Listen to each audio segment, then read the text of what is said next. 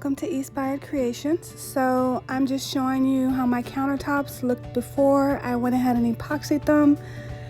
They're just this ugly ugly color, and I wanted something more fresh and updated. So yeah, that's the way they looked. And I painted all my cabinets this nice gray color. I got the paint from Heirloom Paint, and now I'm gonna go ahead and tape around my cabinets right where the countertop and the cabinet meets. I'm gonna go ahead and put this plastic and tape around there so I can have a barrier and some protection for my cabinets and my floors. This epoxy is very messy and very sticky, so I'm just doing that. I'm just taping this plastic everywhere. And I'm just using some painter's tape. I got this painter's tape in the plastic from Home Depot. And then the products I'm going to use to help with the epoxy application I got from Lowe's.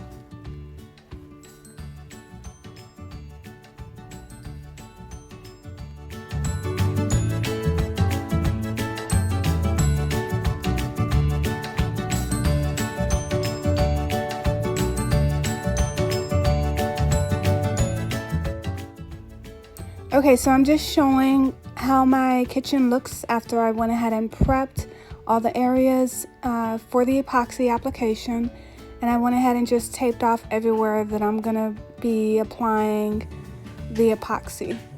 So this is the primer for the edges, and it says on the directions to shake it up really well. So you want to shake that up really well before you apply it. And I apply it to the edges as well as the backsplash on my countertops. So keep watching.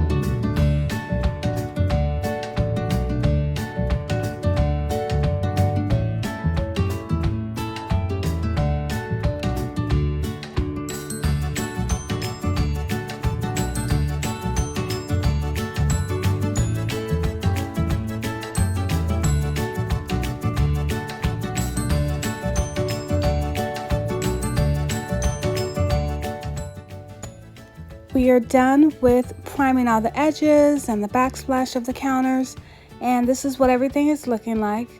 And I just went ahead and took, you know, different photos of all the countertops so you can see what it looks like after I got done priming. You let that sit for about 4 hours. I think I let it sit for maybe 5. And then here you're gonna see me mixing up the epoxy I'm getting started. So you wanna make sure you have on your protective equipment, your gloves and your mask. And I'm starting off with the part B, which is the hardener, just because it's more fluid and it's more liquidy and it's easier to come out of the container. So I'm just pouring that into the bucket. Again, the bucket, the paint stick, I got the rest of my products that I use for the actual application from Lowe's. So I'm just pouring that in there, and then after I pour my part B into both of my buckets, I'm going to go ahead and put in the part A, which is the resin, which is the epoxy, and it's extremely thick, you guys. When I say this stuff is so thick, it is super duper thick.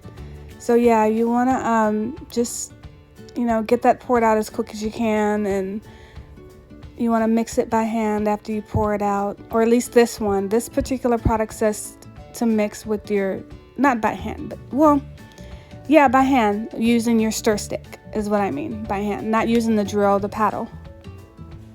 So I'm just continuing to pour that out, and I'm going to go ahead and pour in the part A, which is the resin, which is the thick stuff.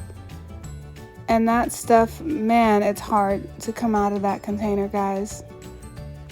So I'm just continuing to pour this out, and then my daughter will come and she's gonna actually help me because I had the 2 buckets. So she's gonna help me stir while I'm pouring the resin or part A into the other bucket.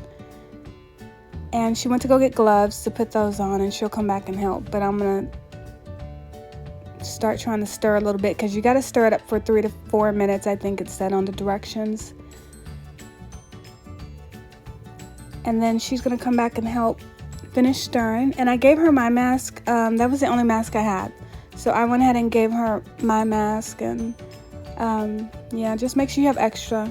So right here I'm just pouring in the white base, which is the part that's gonna turn the epoxy white. It gives it the color. The white color. I chose a white base. You can choose whatever color you want, but I was going for more of a, I was initially going for more of a marble look, but you'll see it didn't turn out that way because my husband actually did the veins. Okay, so here I'm just pouring in glitter. So I'm putting in glitter in both the containers, both the buckets, and we're stirring them. And y'all, when you look at the countertops, you can see the, you know, the specks of the glitter. Oh my God, it's so beautiful and gorgeous. But anyway, you stir that up for another 3 to 4 minutes, and then I'm just gonna go ahead and start pouring this stuff out. And you'll see me here pouring it all around the countertops. And I do apologize because my video does cut off. I didn't know that my camera had stopped after I rolled out the epoxy. So you use your roller, and you're just gonna roll it out, roll it up to the edges. And actually my son and husband had to come and pour some more epoxy on the counters because I didn't pour enough in those areas. So you're gonna see them pouring a little bit more while I'm rolling. But you roll it out and you roll it up to the edges, and then you just like let it fall over the edges, and then you go back over the edges with your roller just to even everything out and make sure you have an even layer, because you want it to be even all the way around. You don't want a, you know, thicker spots and then low spots, or high spots and low spots. So I'm just going ahead and I'm continuing to roll out with the epoxy that's on here, and yeah, just keep watching.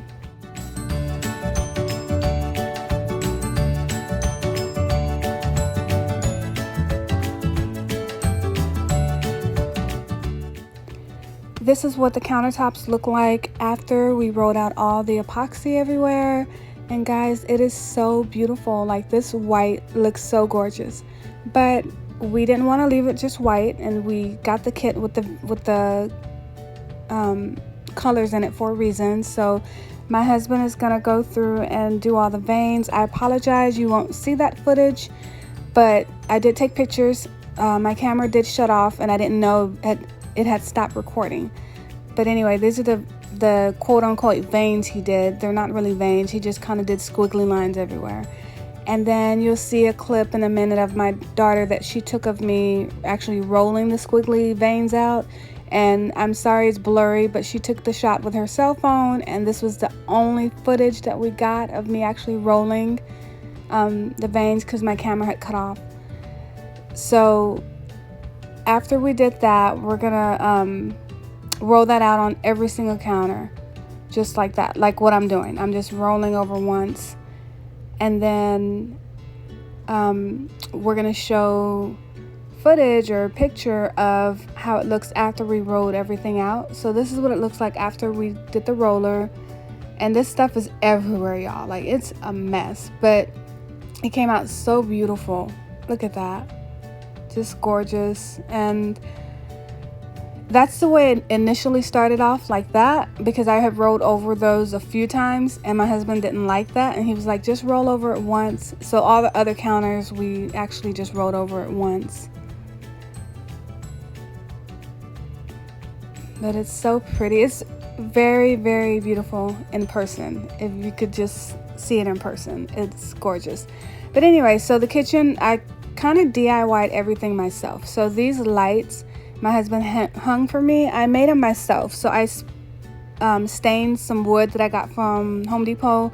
I attached some bathroom fixture, and I spray painted the fixture before I attached it. And we initially started with the jars up there, and they were too heavy, so we had to take them down. And yeah, I liked it like that. This was my cabinets before painting them, and then this was my cabinets after I painted them the gray. I actually even did my floors, y'all, peel and stick. I did everything in my kitchen DIY except for the backsplash. The backsplash I attempted, and it was an epic fail, and we had to have a professional come in. But this is my tablescape, y'all. This is after everything.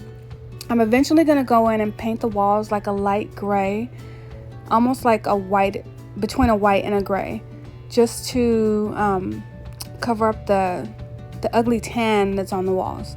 And I will be painting all the trim and the door trim and all that, and the molding. The molding, I'm going to paint all that white. But this is the finished look so far of the kitchen. Excuse the mess. My kiddos were in there cooking. This is about a week and a half after the epoxy was done, so please excuse the mess. I had to kick them out the kitchen so I can get a really good, video. And I'm just showing like my cutting boards we had personalized, and this is gonna be my little wine area right here that I'm showing next. And then I took a little bit of the wallpaper that I used on one of my walls in the kitchen, and I just added it to a few of the cabinets just to, give it some flair. And my spice rack right there I got from Wayfair, and then I just hung some curtains to partition between where my kitchen and my laundry room is. I didn't want to have that showing. And then over here is our coffee station, and up against the wall right there that you just saw, that's a little compartments for cereal. I don't know where we got that from. I got that a long time ago, a few years ago, and I cannot remember where I got it. But anyway, my brick on the front of my island, you guys, I just used a sponge and used some of that gray paint and sponged it. I'm gonna go back with some white paint and sponge that over again just to blend the two colors. And then this is the wall that I actually did the wallpaper on, and it came out so beautiful, you guys. Like, I love it. I absolutely love it. And again, I am going to end up painting all the walls, like I said, that light gray color, and painting all the trim and the door trim and the moldings white, just to help finish out the space, But everything in this kitchen I did DIY, did it myself except for the backsplash. I attempted it, and you see that little white spot right there in that corner. I attempted it, and nope, it was an epic fail. But this is the wallpaper when I first started putting it up. and then you have to like line it up because the patterns don't line up. So you have to line them up, and it was a lot of cutting and lining up. But I love the way my kitchen turned out so far. I really, really do. And this is the countertop epoxy kit that I used, and I'll go ahead and post links of everything below. Thank you for watching, guys. Bye.